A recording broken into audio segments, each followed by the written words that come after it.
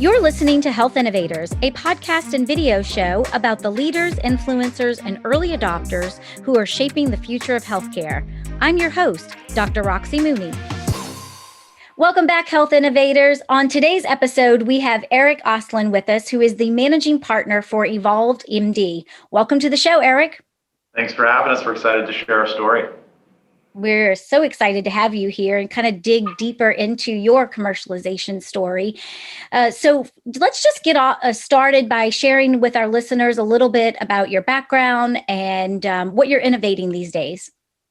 Yeah, so, our story is unique in the sense that we're tackling a very complex issue that exists right now in the United States and in larger parts of the world around mental health and access to care. My journey into this space started about 20 years ago. I graduated from the University of Arizona down in Tucson, and upon graduation really entered the healthcare workforce, working predominantly on the device and manufacturing side. And, over the following 15 years, elevated my position into kind of the national accounts roles, where I work predominantly with large health systems to develop services and strategies for them to manage patient care, and did a lot of contracting and developed a lot of really great experience. And, the time ultimately came where I felt that I was ready to take on the entrepreneurial journey and left corporate America about 6 years ago and started at the time what was a small family shop.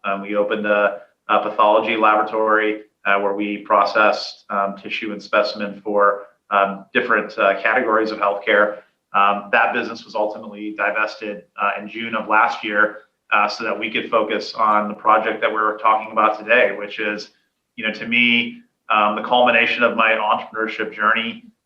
It's a project that I'm passionate about because I have a personal experience and a personal story.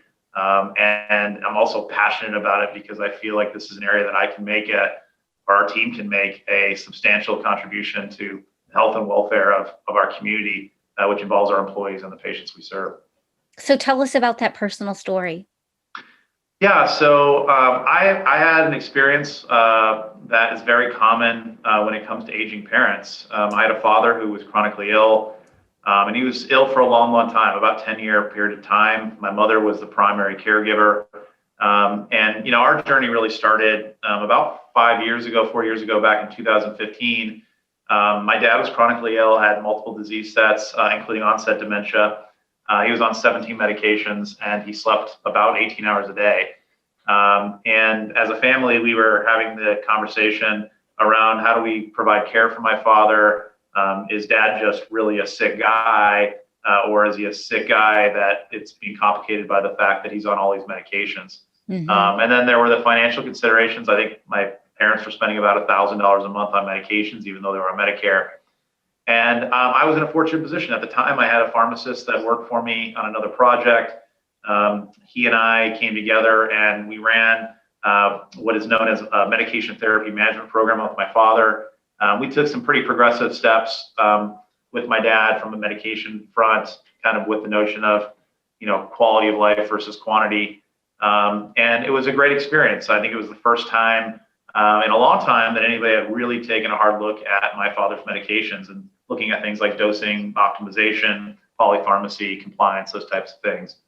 And so we got really, really interested in the category. We went to the Arizona State Physicians Association and we said, hey, there's this clinical concept. We think it has a ton of utility. Give us a shot and find us a pilot. So they found us a pilot out in the West Valley here in Phoenix. We launched that program back in 2016. We ran the pilot for about 6 months and managed 400 patients. And the experience was great. I actually did intake for the pharmacist. So if you're familiar with that space, I did med reconciliation. Patients would bring their brown bags of medication in and we'd reconcile it in the report. And then I would hand the patients off to the pharmacist who would do a full 40-minute consult. It was a great experience. We learned a lot of lessons. Number one, we learned that the business model we would deploy to plug other things into primary care would work to plug other things, other subspecialties. Mm-hmm. We learned that there was a ton of clinical utility as far as aligning pharmacists with primary care providers to manage complex patients. But we also learned the hard lesson that healthcare is complex and paying for these things can be a challenge. And so After running the pilot for 6 months, the practice asked us to continue. We didn't feel comfortable with the payment mechanisms that existed at the time, and so we made the hard decision to put that program on the shelf. But the takeaways were the business model would work, and something from a data point came up that was really, really interesting, which was we decided to screen all of these complex chronically ill patients for depression. And this is kind of before it was in vogue to do that. And what we found was that 40% of these patients with chronic illnesses screened positive for depression.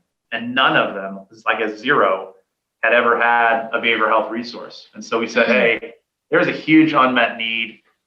Let's take a look at different strategies to integrate services into primary care. And let's see if we can address this issue. So we identified the model. I brought in a really strong partner, Steve Bilgen, to help commercialize the program. We placed another pilot about 6 months later. We ran the pilot for a year with a good deal of success. And fast forward to today, we now have 21 sites here spread across Arizona with some pretty aggressive expansion goals here in 2021. We're going to go from 21 sites to somewhere in the neighborhood of 70 to 80 in the next 12 to 18 months. So it's going to be a fun process. So it's such an interesting journey and such an incredible need today. You know, obviously there was a need when you were able to discover that 40% had, mental health challenges, but hadn't been diagnosed or weren't getting any type of behavioral health treatment. But who would have ever predicted how we might be accelerated and thrusted into the mental health concerns, that we're currently experiencing with the pandemic? So how has the pandemic impacted your business or your commercialization journey? Yeah, change was coming from a mental health and physical health perspective. Like thought leaders in academia and throughout the country, they've understood for a long time that integrating these two services together would lead to better outcomes. But the change was happening painfully slow. And so I think if we look at COVID and we try to pull something positive out of it, I think that it has driven the need to expedite the process of integrating these two services. And so I'm really confident today to say that in 10 years, you just won't go into a primary care practice and not have access to resources. We're heading that direction, and COVID has expedited that. Now, unfortunately, COVID's also taken a system that was already stretched to capacity and added additional needs to it. Prevalence rates right now in the adult population in the U.S. for an underlying health condition is roughly 41%. That's data from the CDC that was released in, I think, October. And also some really frightening metrics around suicidal ideation. Now 11% of the U.S. adult population has actively considered suicide in the last 30 days. And I think what's frightening within that data set is if you look at the younger people, right, the 18 to 44 bracket, that number is even higher. It's about 1 in 5. So, it's really presented us with a situation that we can't ignore it any longer. We have to begin to address it. Yeah, for sure. So tell us a little bit about this commercialization journey. You kind of told us a little bit about your background and how you got started, but what do you think, kind of as you reflect on that journey, what do you think are some of those key decisions that you made that have led you to the success that you're experiencing today? Yeah, we were fortunate that a lot of really sharp people did some very wonderful work in front of us to develop the model we use today, which is called psychiatric collaborative care. And so we knew this model was a good platform to start with. I think where we garnered some initial successes, we didn't initially look at it from a therapeutic perspective. We looked at it from an operational perspective to kind of figure out, what are the challenges we're going to face with scaling this model. And specifically, we looked at the provider base. And very quickly, we identified that there was a systematic issue when it came to we'll call it therapists or social workers, which is, if you look at that subclass of employees, these folks are typically the most compassionate folks you will ever meet. They've made sacrifices economically to take on the positions that they take on because they genuinely care about people. And then we as a system, what do we do with these folks? We give them complex patient caseloads. We overwhelm them and we burn them out. And so turnover in these two subsets is very, very high. And so we very quickly identified the need to look at how we would pursue employees or future employees, and then ultimately support them throughout the employee life cycle. And so, we tell a lot of people that we are an organization that's provider focused, which is a little bit different than what you hear in the healthcare. You hear a lot of we are a patient focused organization. Now, we care dearly about the patients we serve, but we just feel like if we attack it from a different angle, which is let's identify great people and bring them in the organization, and then let's support them both personally and professionally. And if we develop these folks along the way and they're healthy and they're happy, guess what? The product and the therapeutic interventions they put out are going to be high level, and we're going to deliver good patient care as a result. So we just always knew that was going to be a core focus, and we built that into our culture. And so that's put us in a position today where it's a very competitive landscape to hire and retain social workers and counselors. And, we're viewed as a good place to work, which is nice. And so I think that is one of the most important aspects of our journey, is that, we can do all of these things from a workflow and an efficiency perspective and from a financial modeling perspective. But if you can't go out and hire good people and then keep them, you're in a bad spot. Yeah. And so really, always. It's a key part of our growth, our growth story. So what about the providers themselves, your customers? How did you persuade them to adopt your solution? Because, practices can be, kind of stuck in their old way of doing things. And, you're kind of putting other team members that aren't part of their, direct staff into those practices. So tell us a little bit about how did you persuade them to say yes and come on in? It wasn't easy at the start. It's getting easier because the market's changing and people are more open to the dialogue. But man, it was a tough slog. And fortunately, our backgrounds, we have some traditional sales experience, and we just knew how to kind of slog it out in the trenches. Yeah. But I think fast forward to today, and how do we garner adoption? It's that integration can be difficult, especially when you think about physical and behavioral, because they've been so separate and they're almost like two different languages. And so, our value prop to practices is, look, it can be difficult, but that's what we're being hired to do, right? Is to do the heavy lifting and to work with you to set protocol and understand how you want to manage your patients, both from physical and a behavioral health perspective. But once we understand how you want to manage your patient population, then it's our job to go and do the heavy lift, to design the workflows, train the staff, hire the staff, place them, manage them, and make sure the program is not only successful from an economic perspective, but that it's successful ongoing from a clinical perspective. So, our value prop is, we're going to come and do the heavy lifting on what is a very difficult process of integrating behavioral health services. Yeah. Yeah, that makes sense. So one of the things that I also hear pretty often is, you might get, some of these companies, health systems or practices to say yes to whatever innovation, whether it's a product, a service, whatever that looks like, say yes. But, like anything, you've got a mixed bag when it comes to the actual implementation and operationalization of that. So, you have blockers, you have naysayers. And so tell us a little bit about what you encountered and maybe how you overcame that. Yeah. So, we've been fortunate to make some mistakes when it comes to garnering support across the entire stakeholder environment. And through those mistakes, we've learned really good lessons that will lead the way. But I think it's going into an organization that's external, identifying who the key stakeholders are and the decision makers are, really top to bottom. And then, having a collaborative conversation and building consensus, because the mistakes that we've made is that we've been in situations where we have top level executive support, but we didn't get all the way across the spectrum. And we ultimately ran into challenges that we had to go back and course correct on. And so, really identifying who all the stakeholders are in the process, helping them understand the process, the model, how we cooperate. We are not consultants. We are true clinical operators. So we place people in these clinics, and then we continue to support them. So this is really a very high level of alignment with our customers. Sure. Yeah, absolutely. So it sounds like,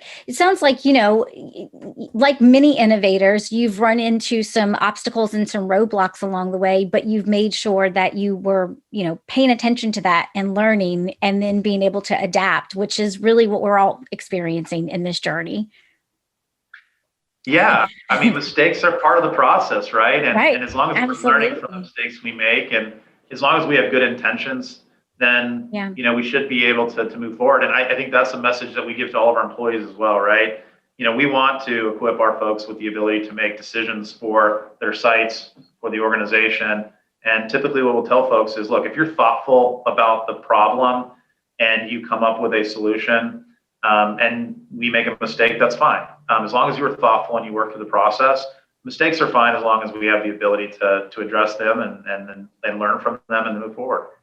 And obviously that's a big part of the culture, in your leadership, being able to create that culture, to become a learning organization that's embracing that. Yeah. Yeah. And being a learning organization is one of our core tenets. So yes. Mm-hmm. Yep. So I didn't know that, but I could already sense it.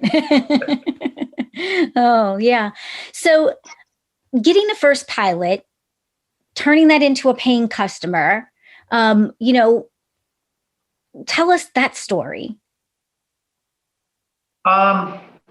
It's funny. We used to say the joke where when we first started, we didn't have all the answers, and it was sometimes taking these folks that believed in our journey and believed in us and just kind of grabbing them by the shoulders and just say, trust us.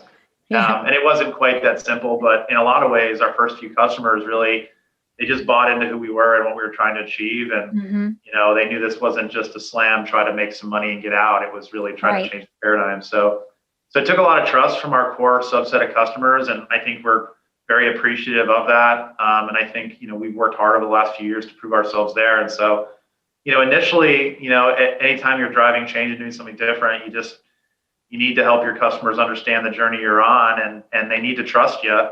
And understand that you have good intentions. And if you do those things, they're going to give you a little bandwidth.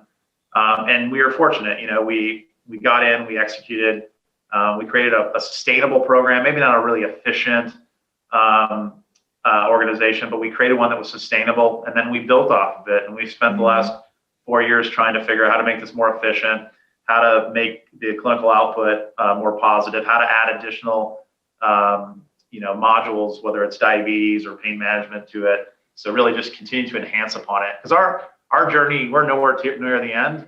We kind of look at this as a burgeoning field. We're certainly one of the first players. And our goal is to advance our module to the point where as new players enter the market, it's going to be very difficult for them to compete because we are constantly reinvesting in the organization and the people that support it. Yeah. Yep. Always one or two steps behind you, right? Yeah. And not having all those learnings to leverage along the way. Yeah. So as we kind of think about the future, what's next for you in 2021 and beyond, where do you kind of see the growth and how that's affecting your commercialization? Yeah. So, growth is exciting. It can also be painful if it's not done thoughtfully. And so, for us, I think at the core of what's going to happen for us in the next year, we are going to grow and we'll grow substantially. We will most likely, our FTE count will triple this calendar year. And so with that, the core objective is can we grow and retain our culture? And so we've made some significant investments in our internal infrastructure to prepare for that growth. But growth is coming both inside the state of Arizona and outside. We do have an aspiration to be a national provider, and that will become a reality this year. And so there's new markets that we'll be launching and announcing here in the very near future.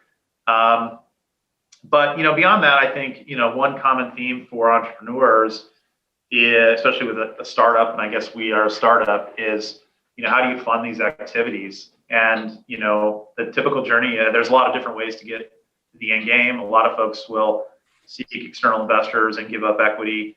Our perspective is we want to bootstrap this as long as we can, and we've been able to do that up into this point, and we will continue down that path in 2021. And so we've really leveraged strong relationships in the institutional lending space. We've learned lessons about the importance of developing relationships with a bank, and specifically a local bank that can actually be invested in your business. Mm-hmm. And I think we've probably experienced the frustrations that other small business has around SBA lending and access to capital. It's just not necessarily as easy or as smooth as sometimes you'd like it, but you fight through those battles, you adapt, and we've just really focused on that as kind of our engine for growth on the capitalization side. Yeah, that's good. Everybody takes a different path, and it sounds like that's working for you. Oh. Yeah, so far, and you haven't given up part of your company. No, that we're going to hold on to it as long as we can, because we think that's part of the special sauce as well. Sure. Yep. So let's kind of just go back to the COVID, right? The COVID impact that it's had on small businesses and growing businesses, but also particularly businesses like yours, where you're literally placing people into a medical practice. So, I talk to clients all the time, and, there's a bit of a panic of like, oh my gosh, doors are shut, conferences aren't happening, practices aren't letting people in. And so how are we navigating that? And it's really forced us to really think about connecting with people in a more digital and virtual environment than ever before. So, has your model changed where you were tapping into some of the telehealth modality to be able to augment what you might have been doing in the practice? Yeah, absolutely. I think like everybody, we had to pivot very quickly in 2020. And, it was a tough year in a lot of different ways, maybe more emotionally than anything. But there was also some great lessons to be learned. And I think the virtual platform, everybody in healthcare learned about the value and the efficacy of this. We as an organization feel very strongly about personal connection with patients. Mm-hmm. And we feel very strongly about the notion that we can most effectively deliver care in an environment where we can sit in front of a patient, and when that patient is distraught or upset, we can embrace that patient. But COVID has taught us that we have to have alternative streams to communicate with patients, because maybe that is a better avenue for the patients to access care. And in the current environment, we have to. And so we did not embrace virtual care at all leading up to COVID. And we were forced to pivot very, very quickly. And I want to say within 2 weeks of kind of the onset and the shutdown, we had pivoted over. We had our folks up and running on a system, and we effectively converted. And the net impact of that conversion was, number one, we could service the existing patient base, which we saw grow by about 20% kind of mm-hmm. within our existing clinics, just based upon what's happening in the world. And so we could see more patients. Our no-show rate dropped from about 40% down to 25%. So that was a positive impact. Wow, that's huge. And, I think clinically, we learned that like this is a platform that you can deliver behavioral health through. It's maybe not as efficacious as the face-to-face, which will always be our core business, but this is a good platform for certain people in certain markets. So yeah. It'll be something. Yeah, that, a hybrid model, thinking about just as individuals, as people, where we all have different preferences and being able to accommodate that. So even past the pandemic, those that still want to connect digitally and those that still want a human hug.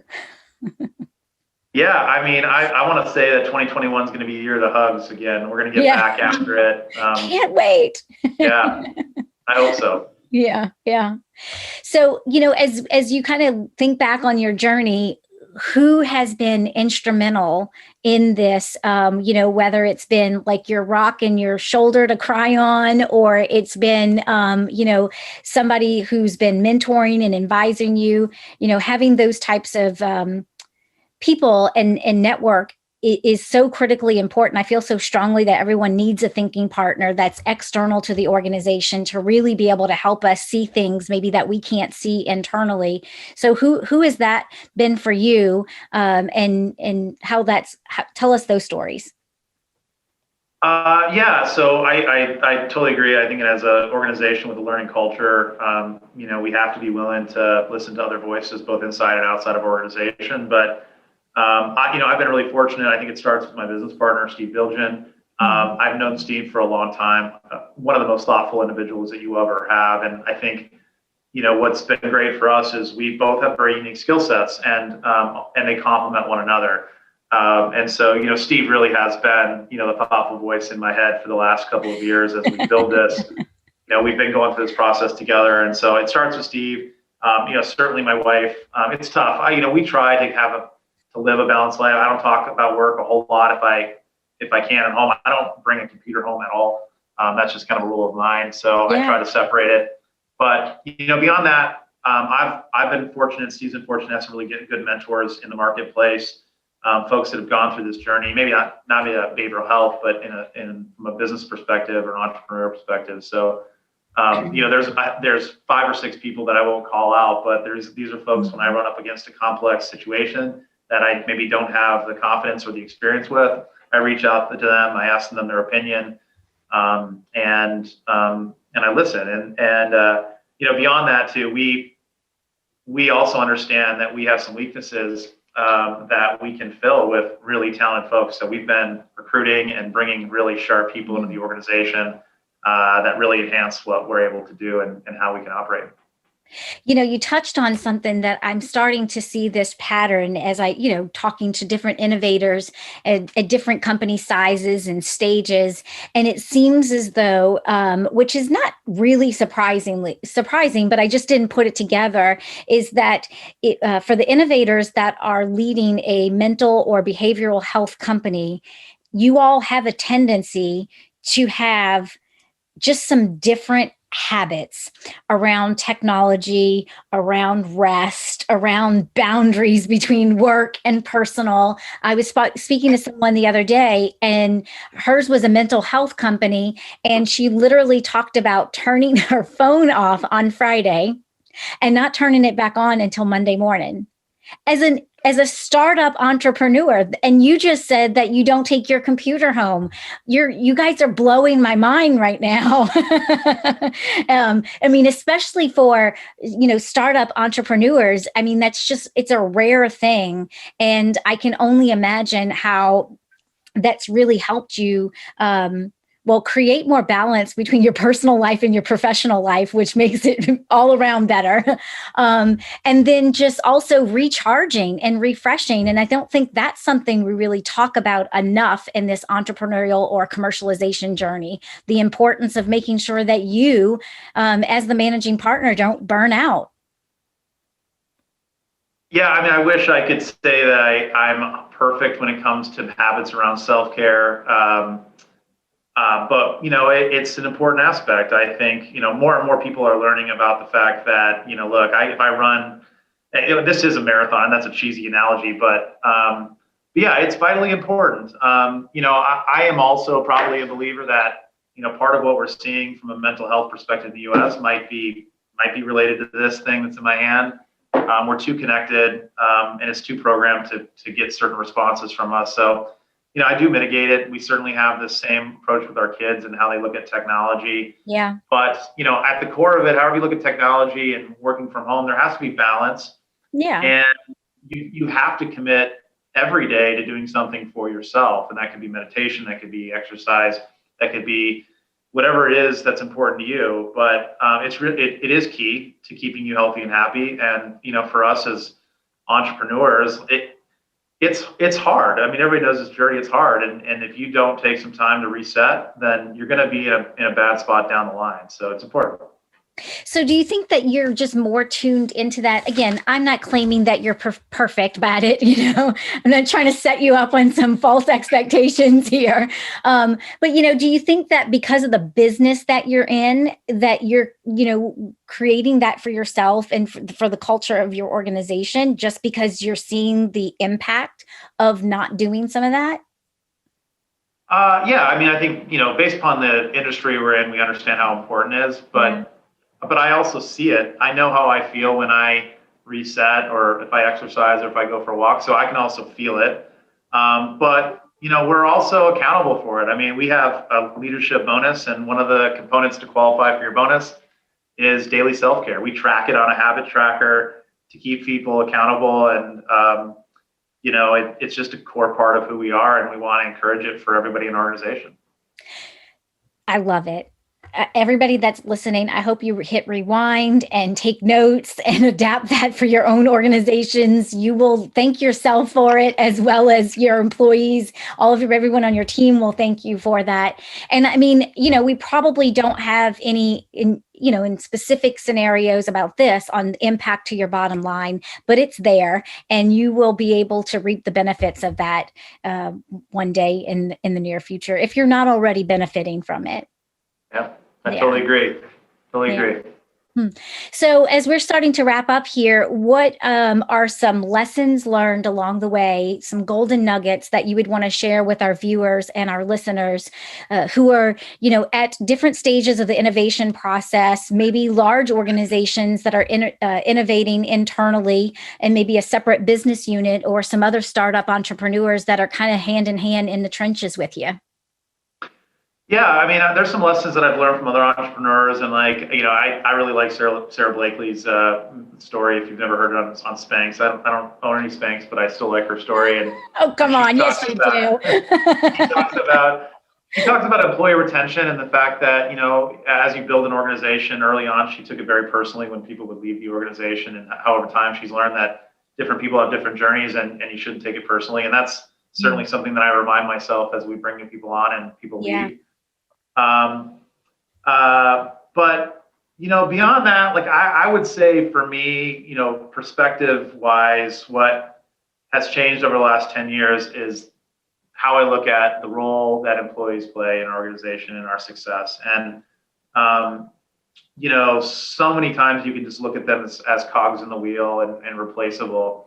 And, that might help the bottom line, or that might, help your shareholders, but in a very short period of time. And in the long run, that doesn't help the organization. It certainly doesn't help your employees. And so, we really tried culturally to bring in good people that are aligned philosophically, and we care about them. And that's, to me, that's the thing that as we grow, it's going to get more difficult because we're a large organization, and it's hard to know everybody on a personal level. But we really do generally care about people. And it's a priority for us. And we think that that's going to lead to the long-term success of the organization. And success means a lot of things. It means that we help more people. It means that the organization prospers. And from a financial perspective, it means that we generate positive revenue stream that's marginally aligned with our expectations. Right. And those things don't have to be separate. You can treat people well and generate good margin. And so, that's my big takeaway. But beyond that, being an entrepreneur is tough.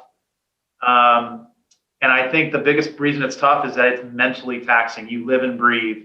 And, as you're becoming an entrepreneur, there is a certain thing that most of us felt, which is like this dread. It's dread. It's this fear of things that could happen. And it's natural. And I think this is another reason why daily self-care is so important, is because it helps you to address those feelings and come out the other side with a more productive approach. Mm-hmm. Well, I think that says a lot about you and about your leadership. You're talking about employees and viewing them and treating them like human beings, like how you would want to be treated, and then being very intentional about the culture that you're creating. And those are two things that I hear leaders talk about, obviously, but it's not something that I hear a lot of startup entrepreneurs talk about. Like, those are things that people think are important, but it's like phase 2 or 3 of the business, when we are not having to just roll up our sleeves and get stuff done and grind.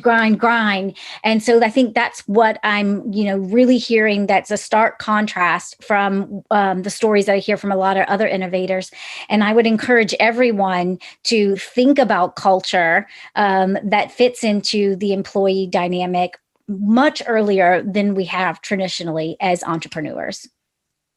Yeah, it's way easier to instill culture when you've got 10 employees versus when you have 1,000.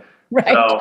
So start early and make it a very deliberate act as you grow. It's just a very important central focus for the organization. Yeah, yeah. Well, thanks so much for sharing your time with us and your experience and stories. I know that our listeners and viewers have gotten some valuable insights from you. How can folks get a hold of you if they want to follow up with you after the show? Yeah, first and foremost, thanks for having us on. Really enjoyed the conversation, and thank you for letting us share kind of our story. If folks want to get in contact with us, you can reach me at Erik, E-R-I-K, at EvolveMd. That's EvolvedMD.com. We have a website at the same address. Heads up to everybody listening, we've got a major rebranding initiative underway right now. So in the next 6 to 8 weeks, you'll see a new website for us launch with some more information. But yeah, happy to chat with folks that are interested in what we're doing. And thank you again for having us on, Dr. Roxy. Awesome. Thank you so much for being here. All right. Have a wonderful day. Thank you so much for listening. I know you're busy working to bring your life-changing innovation to market, and I value your time and attention. To get the latest episodes on your mobile device automatically, subscribe to the show on your favorite podcast app like Apple Podcasts, Spotify, and Stitcher. Thank you for listening, and I appreciate everyone who shared the show with friends and colleagues. See you on the next episode of Health Innovators.